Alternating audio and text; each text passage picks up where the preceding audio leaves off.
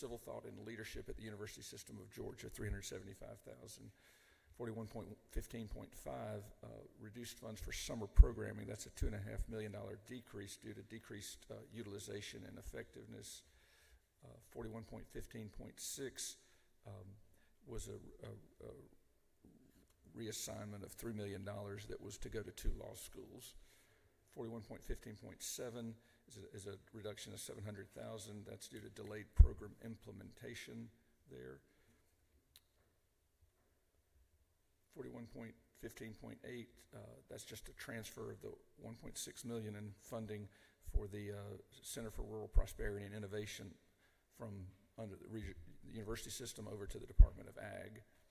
41.15.9 is an additional $600,000 that allows the Georgia Tech Computer Science program to extend into 10 additional counties across Georgia.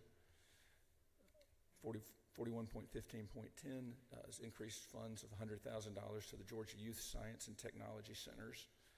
41.15.11 is funds for the dental clinic, a long time at the Ben Massell Dental Clinic, $577,000. That's used also to teach a lot of our Dental College of Georgia students, which we are now about to expand into a Savannah campus as well. Under 41.17.5, Skidaway Institute of Oceanography, there's a $326,000 increase to reduce some of the austerity reductions that are still left over there at the Skidaway Institute on the state side from COVID reductions. Additionally, some dock electrical and other work is $193,000 at 41.17.6. Under teaching, 41.18.6, increased funds for Georgia Capital History publication of $125,000. And we'll go on over to section 44 under Student Finance Commission of Georgia. You'll see under 44.3.1 an estimate for the correct amount needed to increase funds for projected need. That's $17,436,000. Under 44.5, there's a foster care scholarship pursuant to Senate Bill 85 that I believe is in the House Higher Education Committee. That doesn't have a dollar amount, but it's contingent on us looking to do additional help for former foster students. If you go on down to the 44.7, there is a reduction of $50,000 in that program. They currently have over $1 million in reserve, so they can fund it. Some changes based on their reserves. Over at 44.10 under Hope Scholarships for private schools, this is kind of related to 44.10 and 44.11, private and public. That's an effort to move $10,147,000 to make the Zell, the Hope Private Scholarship Award to match the Zell Award in public. So that's just a move of $10.147 million. Down at 44.13, that's just a new program of memorial grants. It was originally the Public Safety Memorial Grant section, but now that we're adding or potentially adding an HB 56 Public School Employee Memorial Grant, that's a new program area, so it just moves over $540,000 and has a kind of a placeholder for that Public School Employee Memorial Grant. 44.16 is the other side of that $540,000 move. Under 44.18, the Promise Scholarship, there was a maximum amount by legislation of $141 million based on looking at other states and the uptake in the first year. Typically, it's around 1%. Just to be safe, we estimated a 2% uptake of all the eligible students under the current formula, and that would be a $45 million need rather than the $141 million. So that's the new amount is $45,646,000 there. Down at 44.21, that's a request to increase the tuition equalization grant from $1,100 to $1,150. They currently have over $5 million in reserves, so that it's believed that they can fund that out of their current reserves. And I believe there's, under technical college system, I don't believe we have any new additions or changes. I'd answer any questions from the subcommittee. If not, is there a motion? Make a motion. I have a motion and a second. Any further discussion? If not, all in favor, aye. Aye. Any opposed, like sign? we'll adjourn this Committee on Higher Education Subcommittee.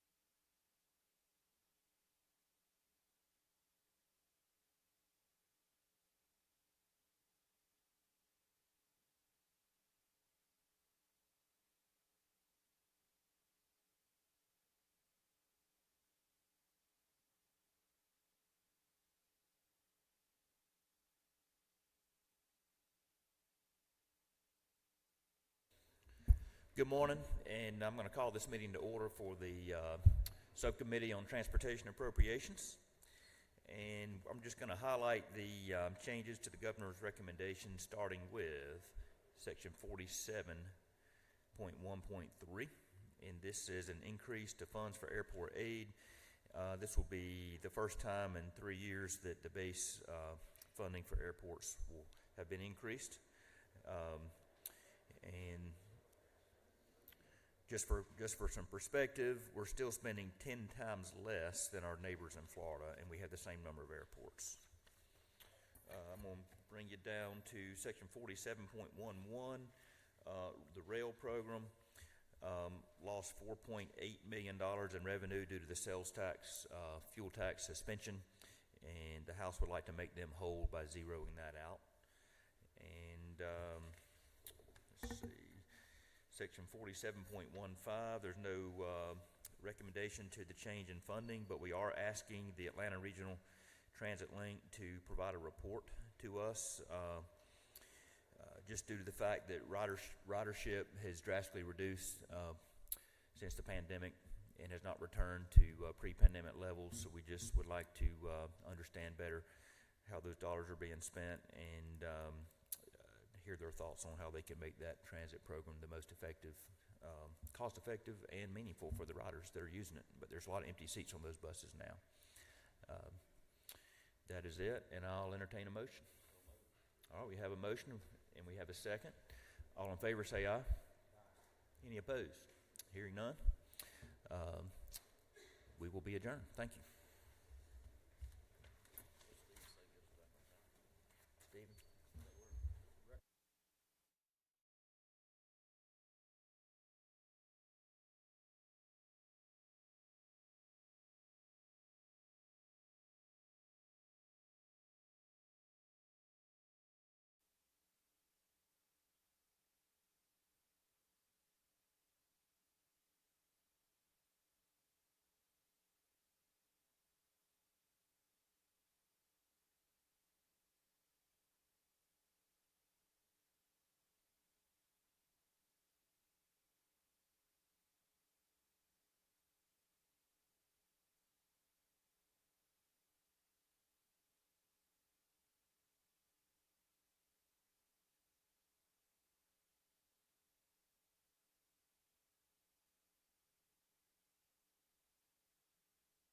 Good morning again.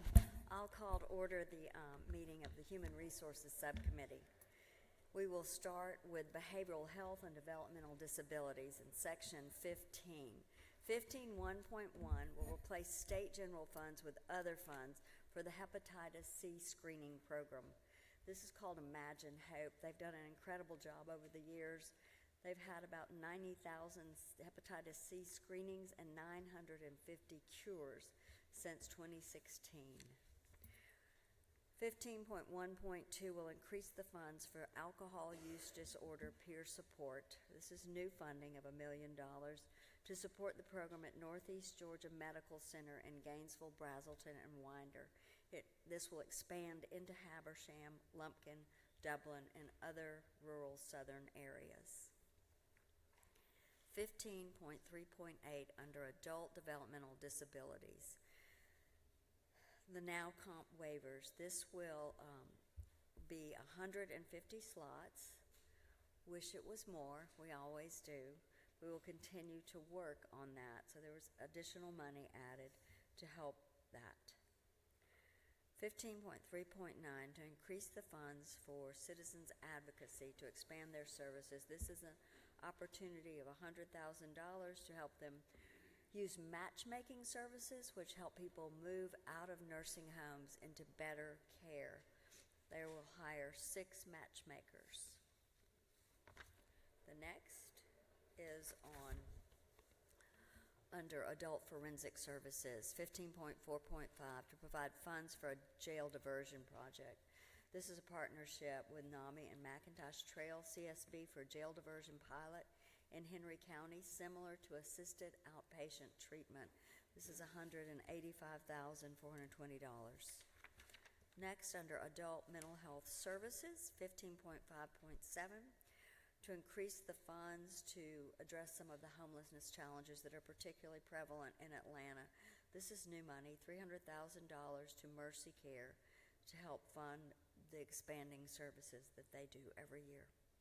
15.5.8, also new money to increase funds for homelessness community action items, $750,000 for Partners for a Home. This will fund one team, which will address about 75 people delivering intensive services 3 times a week with a social worker, a nurse, a psychiatrist, and peer specialist to those who are homeless but also dealing with persistent mental illness. The next is at 15.5.9. This is for the Georgia Housing Voucher Program, $1.7 million. This will fund about 100 vouchers. This is an ongoing challenge as it is a huge part of our DOJ settlement agreement. 15.5.10 will increase the funds for a North Fulton Behavioral Health Crisis Center. In the amended budget, we put in $500,000 for the planning and design, and this is right under $1 million. It's about $9.4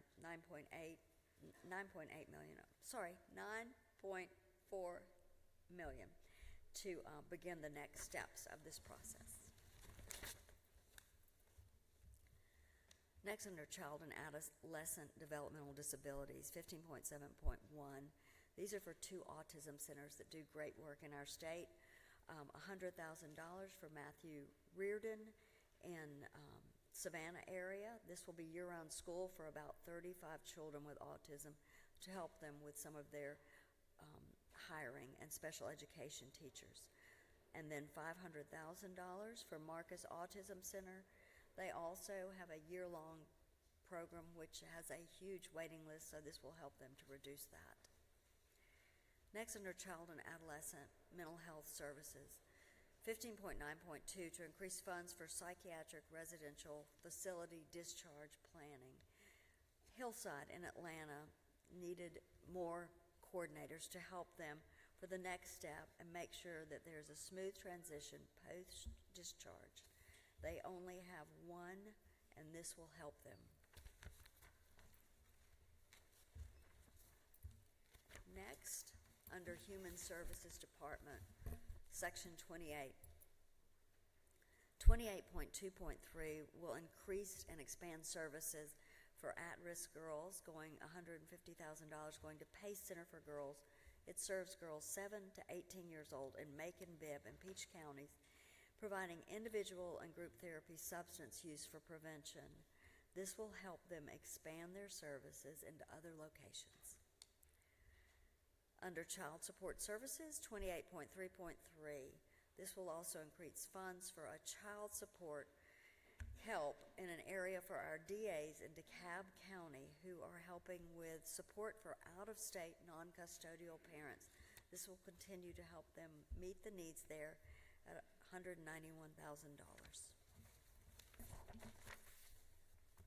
Next, under 28.4.4, the House is going to support maintaining funds for wraparound services. This is a fairly new program called Unite Us. It is a referral system through DFACS and CHINS.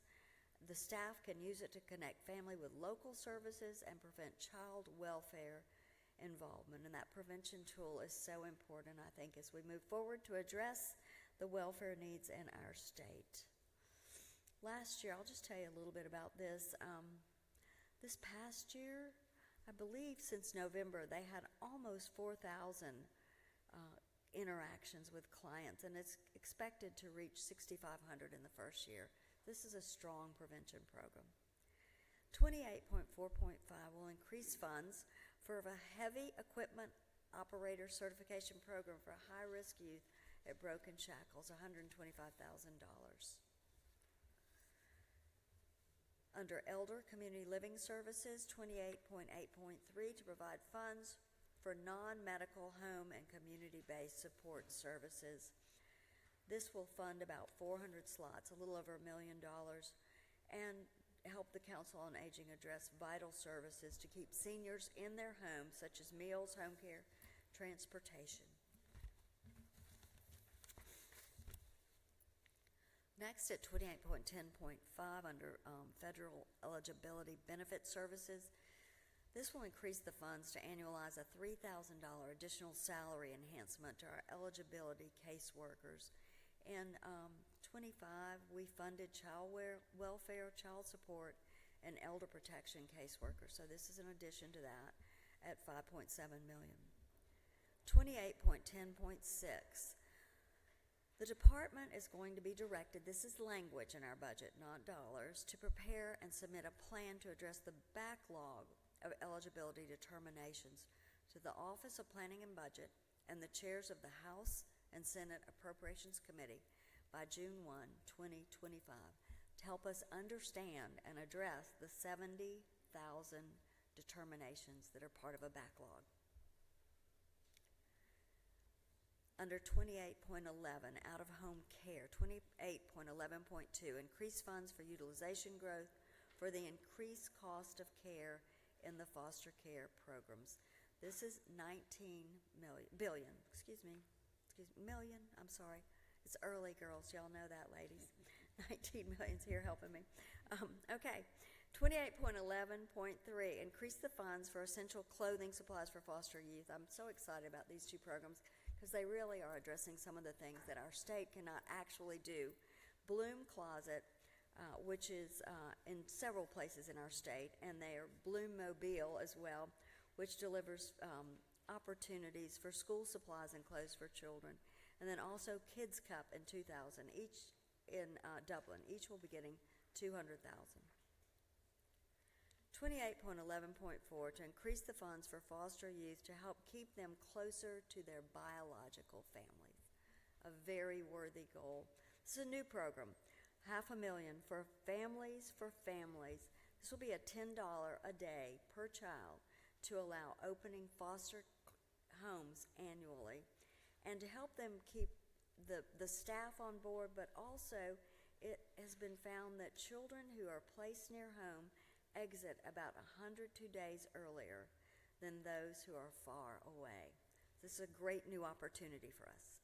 28.11.5 will provide funds for a 2% provider rate increase for our child caring institutions, child placing agencies, foster parents, and relative caregivers. This is a little over $6 million. 28.11.6.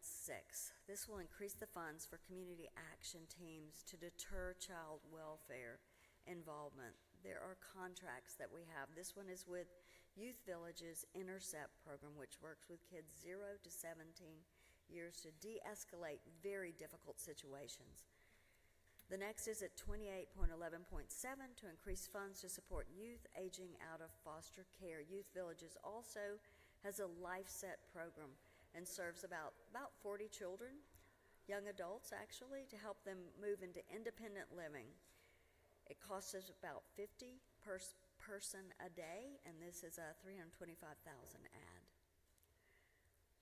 Out-of-school care services at 28.12.1 will reduce the funds and recognize $10 million in the Department of Education Student Support Services for out-of-care programs. This is after school and in the summertime particularly. Remaining contracts with a Hoopie Regional Library, which is in Vidalia, and also with the United Way of Greater Atlanta and Washington Street Services, which are in Covington. 28.17.1 will increase the funds for personnel for the salary and fringe for one administrative position for the Council on Aging. Right now they have one person and the population is growing and they need a little more help. Two items here. I'm going to start with 28.23.3 where we'll be transferring funds from that to 28.20.4. So this is not an add, but a movement of funds for vocational rehabilitation to the department administration to align with the work they can actually do. It will help them be able to utilize employees that they have in a much better way.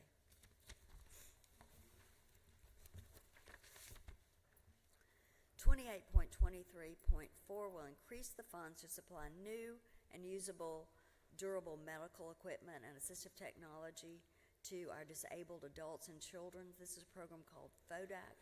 They are in over 100 counties right now, and we'll be building a warehouse in Griffin, which will serve as a satellite distribution center for all of this equipment. And last, in Veteran Services, Section 48.2.1, to increase the fund. This is movement also. We will move this from 48.2.1 to 48.3.1.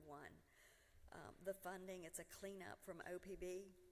The money will move into the Georgia War Veterans Nursing Homes area, increase their funding there of about $63,000. 48.3.3, this is the work with the U.S. Department of Veteran Services to identify ways the Milledgeville Subacute Therapy Unit could be used to best serve Georgia veterans. This will provide, this is language mostly, but it will, yes, that's it. That is the cleanup of the unit. 48.3.4 will actually increase the funds to address the rising cost of health care in our war veterans' homes. This is $1.5 million. The VA provides a 50% match for homes, but the state has not increased our match in 10 years, so this will help them greatly. 48.3.5 will increase funds for 40 additional beds to submit a plan to reach the maximum occupancy to the Office of Planning and Budget, the House Budget Research Office, and the Senate Budget and Evaluation Office by September 1. This is an add of $2.1 million. Currently, the homes are at 54% occupancy with 262 beds. This would bring us back up to 62%, and the VA recommends 90%. So we're working on that challenge right there. And that is all that we have in Human Resources. If there are any questions, I will hear them. If not, I will entertain a motion. We have a motion to pass. We have a second. Any discussion? Not all in favor signify by saying aye. Opposed by like sign. The measure carries. Thank you, thank you.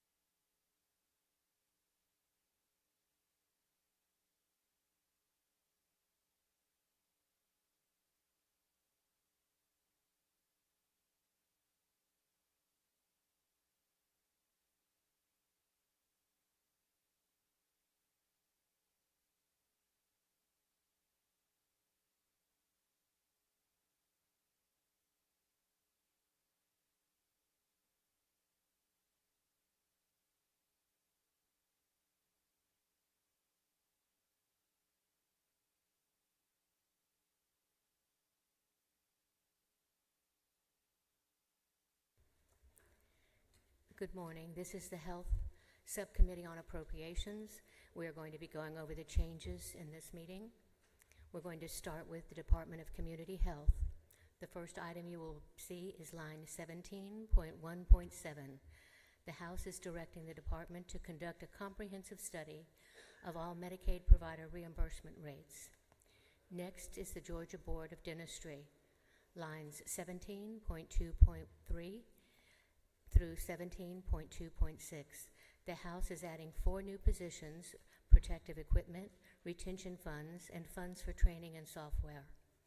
In the Georgia Board of Pharmacy, lines 17.3.3 and 17.3.4, the House added 3 positions and retention funds.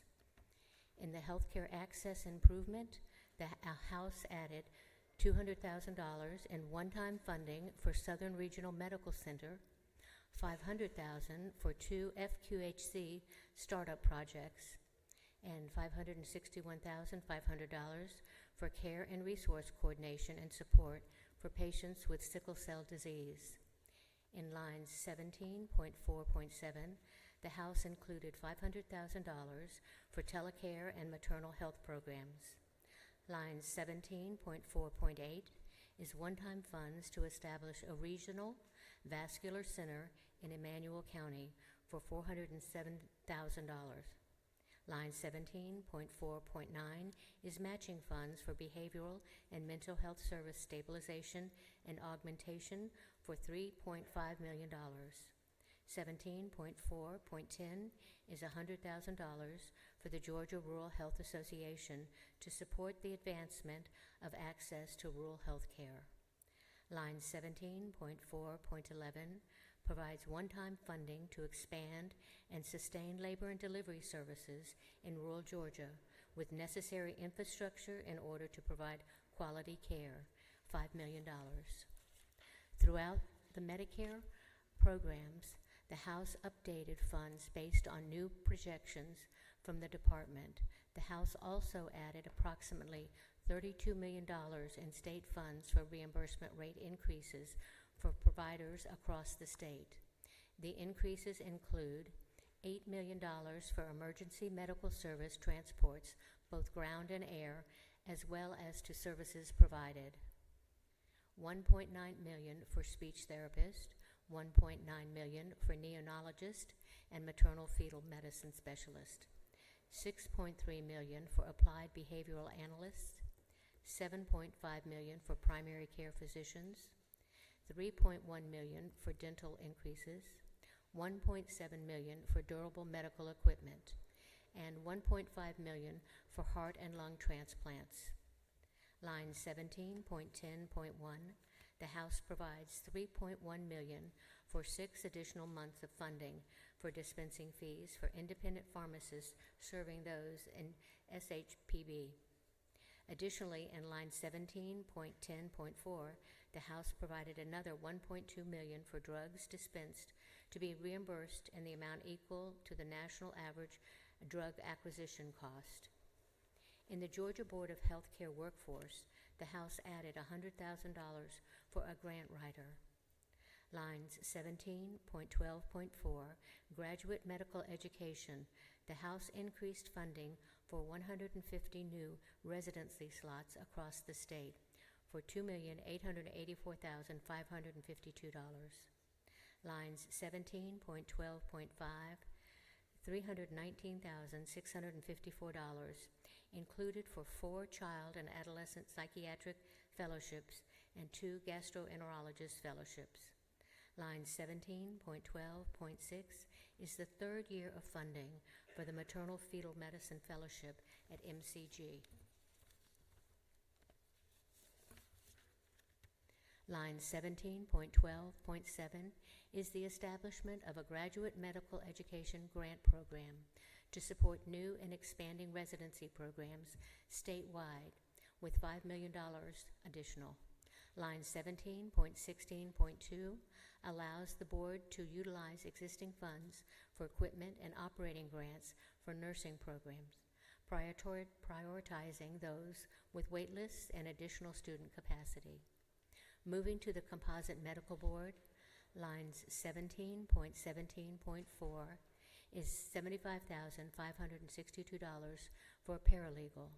Lines 17.17.5 and 17.17.6 include funding for 4 new positions. 17.17.7 is funding for a physician health program for $750,000. 17.17.8 is funding $750,000 related to the passage of House Bill 455 last session. Next is the Department of Public Health. Lines 38.1.3, increase funds by $50,000 for feminine hygiene products for low-income clients at community organizations. Lines 38.1.4, increases funds for an Alzheimer's and related dementia registry, $297,500. Line 38.4.3 is $1.2 million for the Office of Cardiac Care to distribute grants to hospitals who are working to achieve a higher level of cardiac care. Lines 38.4.4 instructs the department to study the needs of regional emergency transportation and report the findings to all 3 budget offices by September 1st, 2025. Lines 38.4.5 eliminates funds for the Georgia Coordinating Council. Line 38.7.6 provides funds to support quality improvement at birthing facilities and additional funding to increase the number of birthing facilities with verified maternal and neonatal levels of care, $700,000. Lines 38.7.7 provides funds for the retention and recruitment of Babies Can't Wait service coordinators and special instructors, $1,101,790. Lines 38.8.2 provides funds for a 2-year pilot program to study the impact of Duchenne's muscular dystrophy on the newborn screening panel, $843,772. 38.8.4 provides $250,000 for Reach Out and Read Georgia to provide children and with books during a well visit appointment. Lastly, lines 38.9.2 provides $250,000 to implement the recommendations from the state viral hepatitis plan. That concludes the changes. Are there any questions? Do I hear a motion? Is there a second? All those in favor? Those against? The motion passes. Thank you.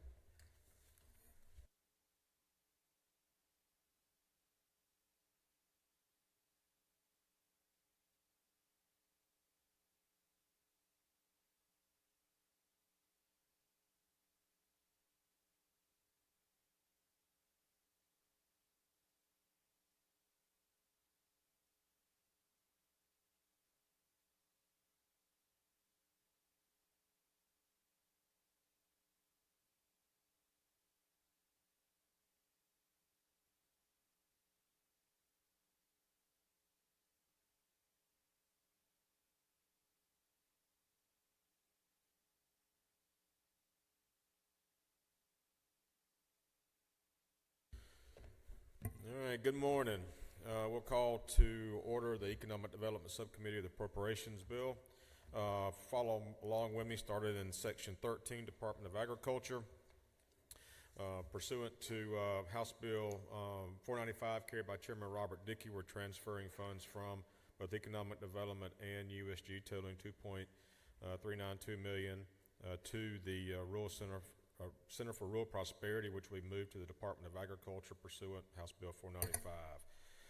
Continuing on, 13.3.4, we're increasing funding for license inspectors, license coordinator, administrative assistant inspector, and others for Department of Agriculture for the hemp program, totaling $792,585.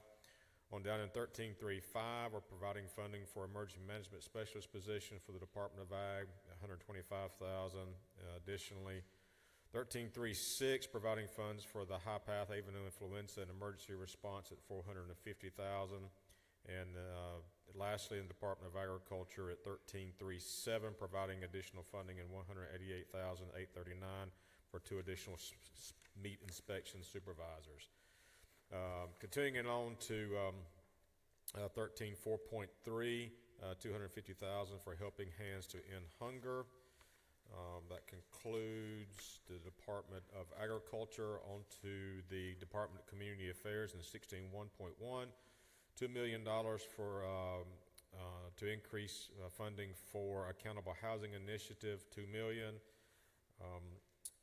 Down to the Housing Initiative in 16.11.4, providing one-time funds to the State Housing Trust Fund, $4 million. As many of you know, that we leverage $10.52 for every $1 invested by the state, and that comes from the Fed, so we're investing $4 million there. Down in 16.11.5, we're increasing funds for special housing assistance programs to address increased demands there at $500,000. Continuing on to Department of Economic Development, 23.1.3, transferring funds from TCSG to support the Georgia Joint Defense Commission at $120,000. On down to 23.5.2, recognizing funds for the project manager and the rural site development position at $636,700. Continuing on in Department of Economic Development to 23.8.2, transferring funds for one project manager and rural site development position to Global Commerce Program at $636,700. And again, in 23.8.3, transferring remaining funds to the Center for Rural Prosperity to the Department of Agriculture pursuant House Bill 495 at $761,293. On down to tourism, 23.10.3, providing one-time funds for the Martin Luther King Jr. Center for Nonviolent Change for Social Education Exhibits and Marketing, $250,000. Again, in 23.10.4, providing funds to Georgia World Congress Center to prepare, or the authority, to prepare for the execution of public safety and infrastructure costs related to major sporting events coming up, $7 million. And then just for, so that you know, in 23.10.5, we're just encouraging the Department of Economic Development to engage stakeholders that may have interest in bringing those world leaders, businessmen to our state. On to Georgia Forestry Commission, 26.1.3, we're increasing grants to counties of more than 20,000 acres of state-owned land pursuant to OCGA 48.14.1. McIntosh County is $641,748.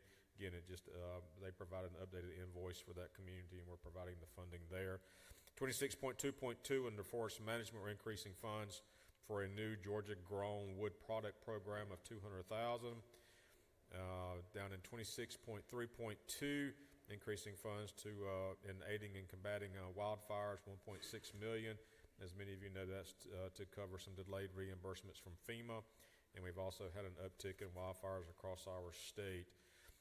Down to Georgia Public Service Commission, 40.1.3, $30,000 to hire an attorney for a FERC-related case, given the loss of a previous staff member. 40.2.3, $102,573 to ensure compliance with federal audits, including funding for shortfalls for the pipeline safety inspector. 40.3.3, provide funds for targeted salary for recruitment and retention, $250,000. Again, the commission is losing long-time employees to others in the industry. Committee members, that is the economic development section of the appropriations bill. Any questions? Do I hear a motion? I move. Second?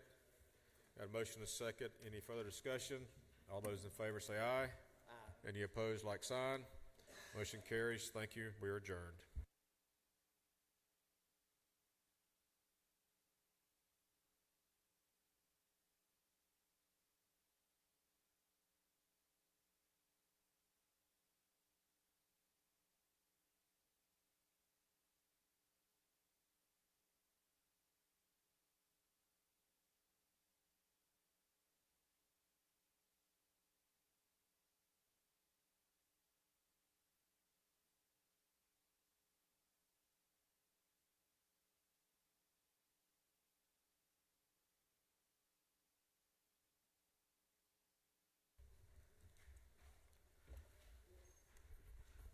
Okay, I'd like to call this meeting of the Subcommittee on Public Safety Appropriations order.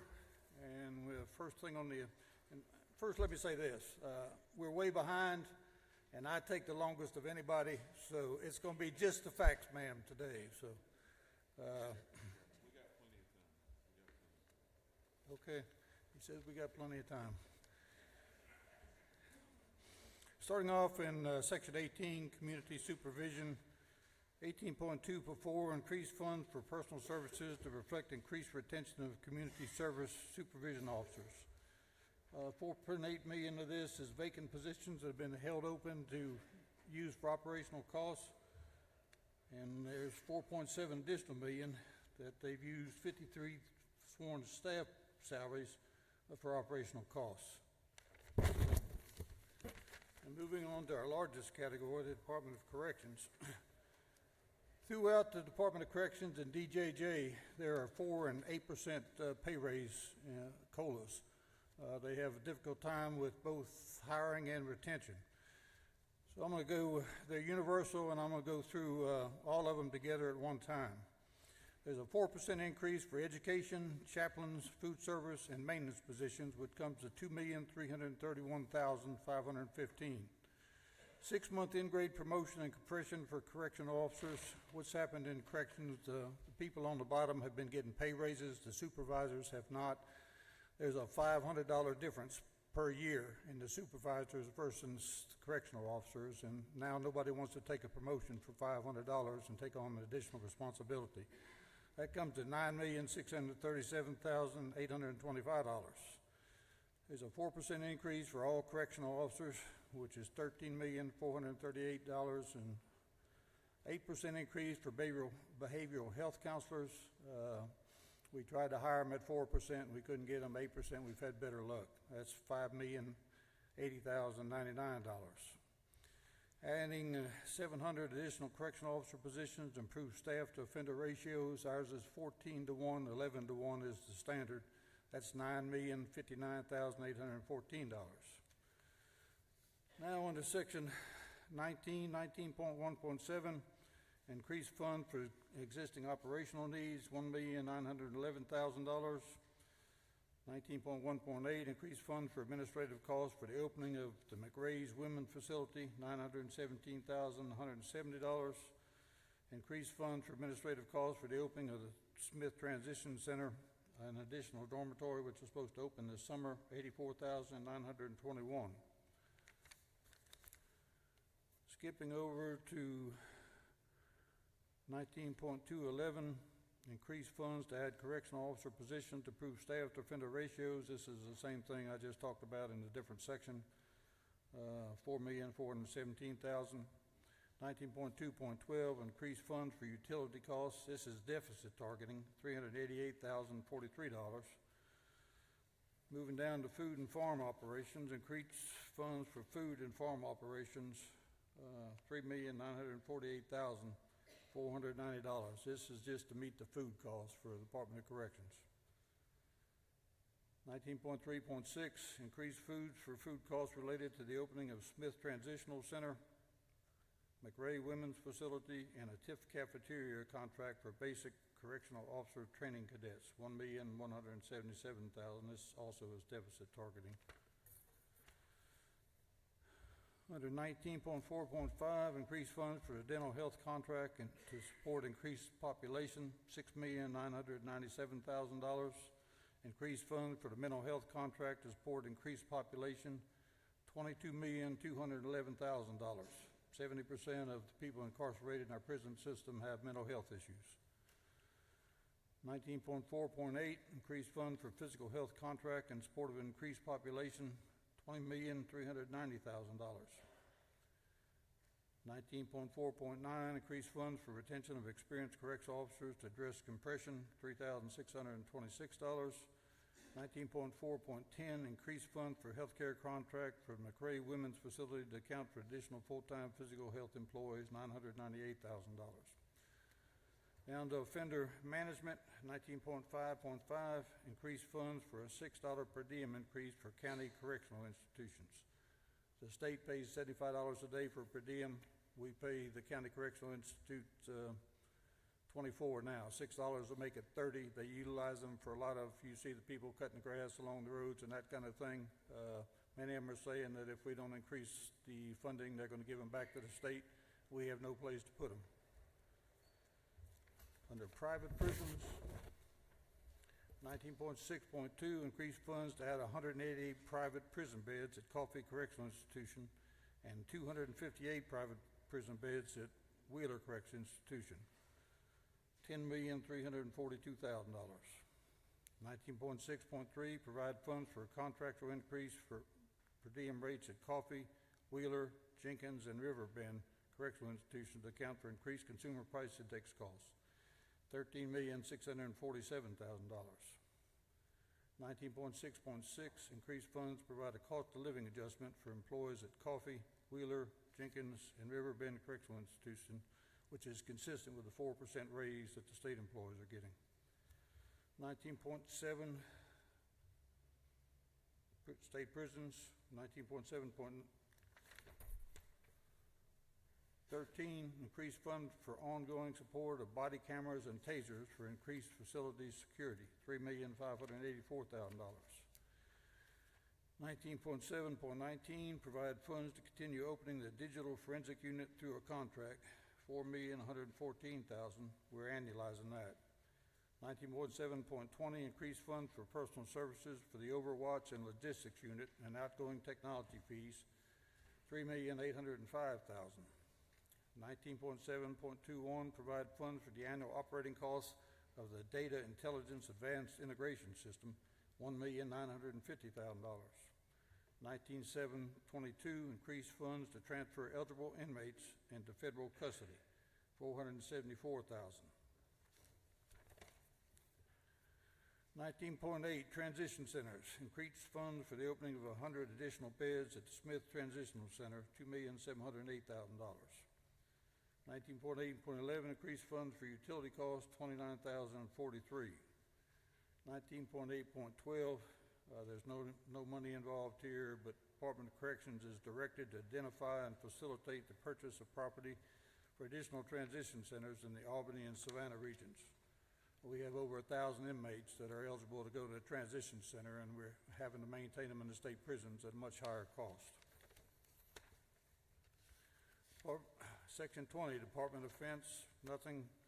27, Office of the Governor, nothing. 30, Georgia Bureau of Investigation. 30.1.3, increased fund for a new pool car reservation system, $19,290. It's a new contract. 30.1.4, increased funds to reflect an adjustment to statewide security contracts through Department of Administrative Services, $57,018. Under 30.3, Forensic Scientific Services. 30.3.4, increased funds for 2 crime lab assistant managers at the headquarters crime lab, $389,000. They have a 41,000 case backlog, and 37,000 of them in the chemistry section. This will assist in getting all of it cleared up, but particularly in the chemistry section.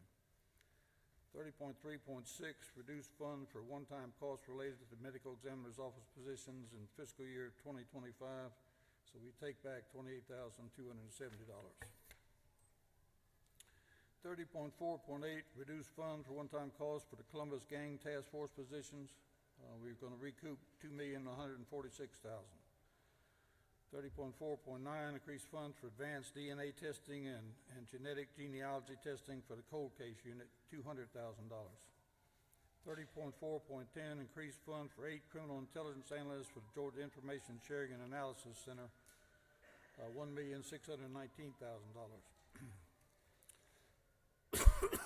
Under section 30.5, which is Criminal Justice Coordinating Council, increased funds to offset the loss of VOCA funds to provide core services for victims of crime, $8,125,000. 30.5.5, increased funds to implement the Georgia Motor Vehicle Crime Prevention Program pursuant to House Bill 268 in the 2023 session, $750,000.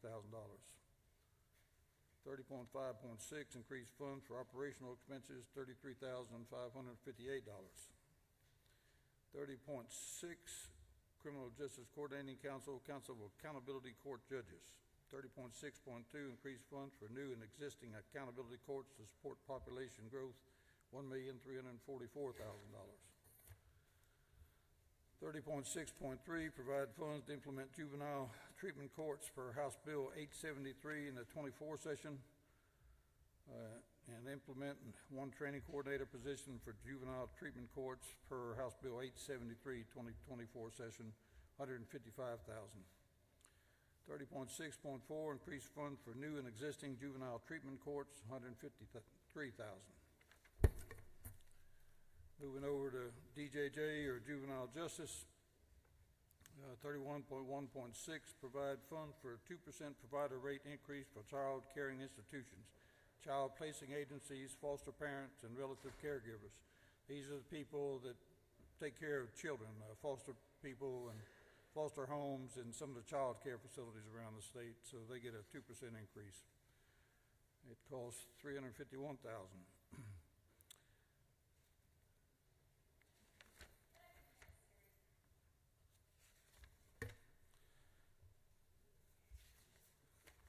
Moving over to Department of Law, we don't have anything. Department of Paroles, we don't have anything. Public Safety.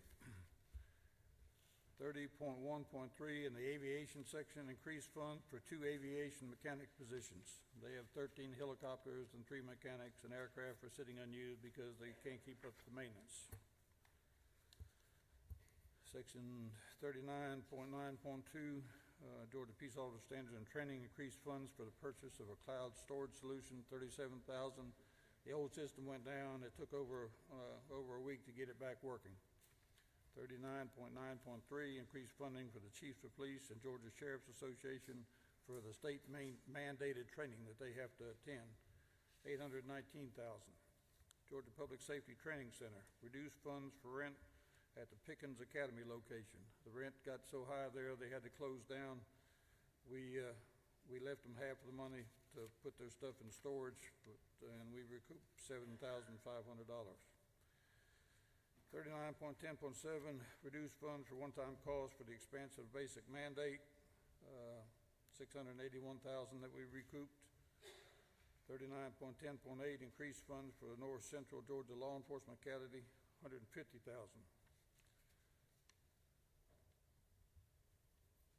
Office of Highway Safety, replace federal funds with state funds for the personal services cost of 3 employees. We said no to that. That concludes the presentation. Do I hear a motion? Have a motion and a second. Any discussion? All in favor signify by saying aye. All opposed, same sign. Motion carries. We're adjourned.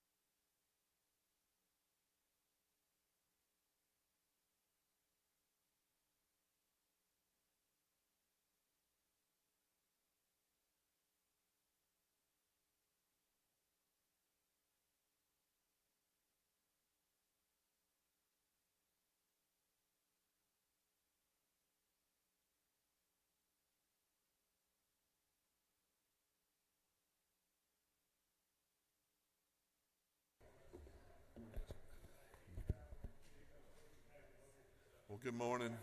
I think we have a quorum, and many of you have been here through the entire presentation from all the subcommittees. As y'all know, we're doing a lot of good things, a lot of expenses in certain places.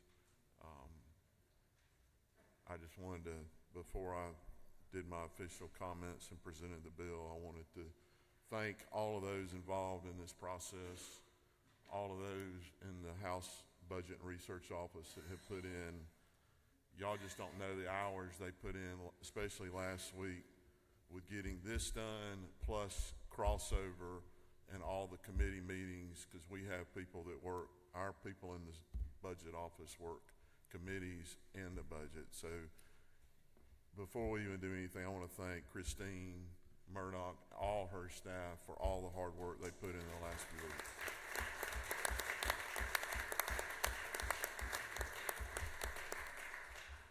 And I'm going to turn it over to the vice chairman, who's upset that something's not in the budget. So maybe he'll call for the vote.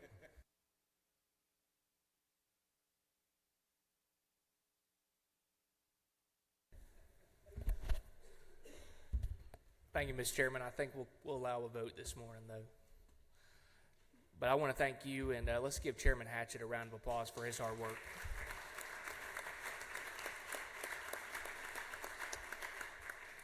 And I'll now turn it over to you, Mr. Chairman, to present House Bill 68.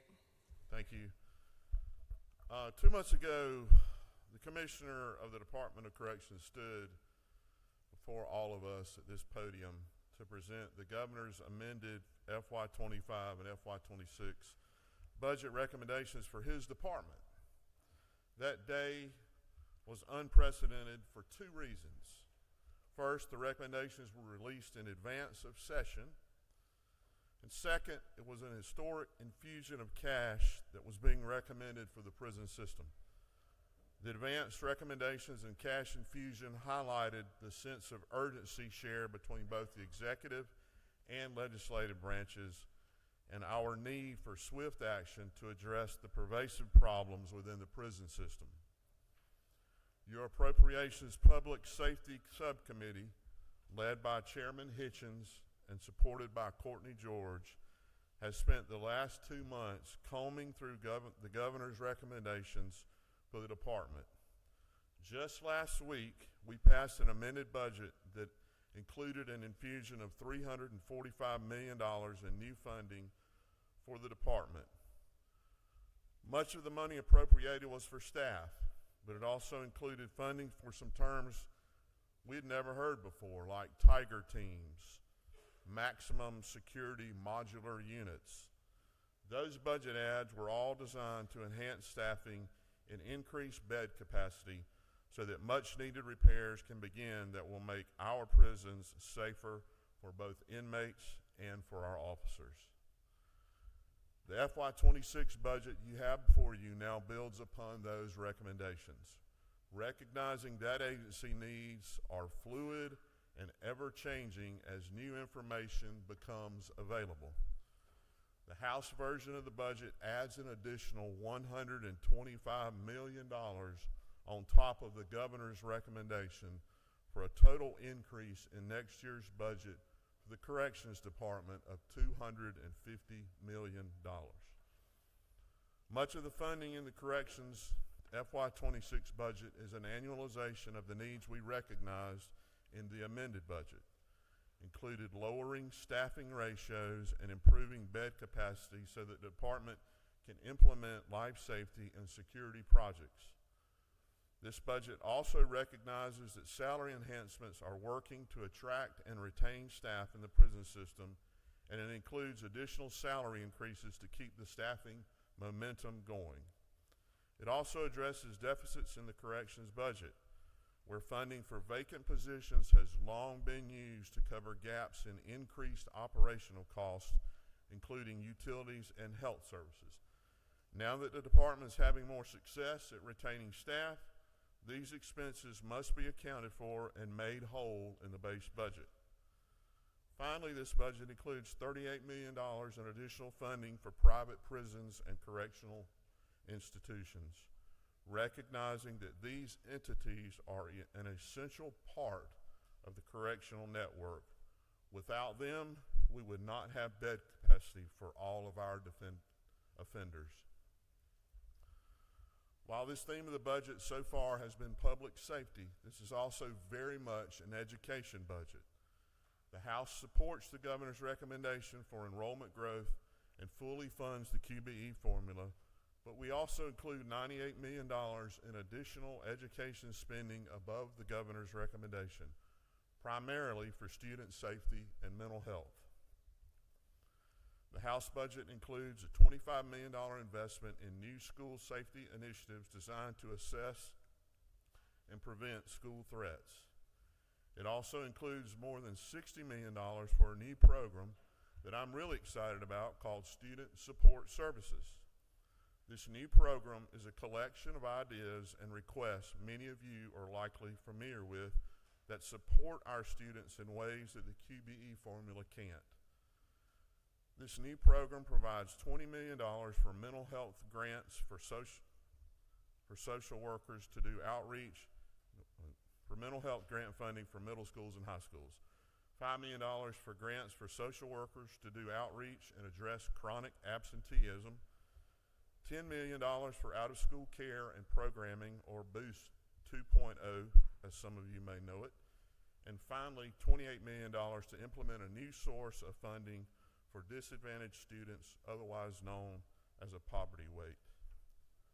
Together, these programs aim to support the whole child with needed services outside of the classroom to improve mental health and boost academic achievement.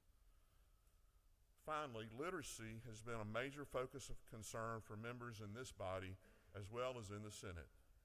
That's why the House has included an additional $10 million in funding to implement recommendations from the Georgia Council on Literacy, including funding for 116 RESA-based literacy coaches to support teachers on the science of reading. Of course, in a $37 billion budget, there are numerous adds in other policy areas that I know many of you will agree are equally important. And this budget addresses those needs. To include a few, $8 million to CJCC to offset the loss of VOCA dollars, $6.4 million for a 2% provider rate increase for child caring institutions, child placing agencies, foster parents, and relative caregivers, $3.4 million for 150 new NOW comp waivers, $32 million in reimbursement rate increases for providers treating patients on Medicaid, $8.3 million in new funding for graduate medical education, including $2.8 million for 150 new residency slots and $5 million to establish a grant program to support new and expanding residency programs, and $23.5 million to provide an enhanced supplement to our state retirees. This is just a few of the highlights that you can be proud of in the House Committee substitute on HB 68, and I would appreciate your favorable consideration. I will attempt to answer any questions. Do any members have any questions? All right, seeing none, what's the will of the committee? Sir. All in favor? Any opposed? Thank you again, Mr. Chairman. Thank y'all. Bill moves to rules. And this meeting is adjourned.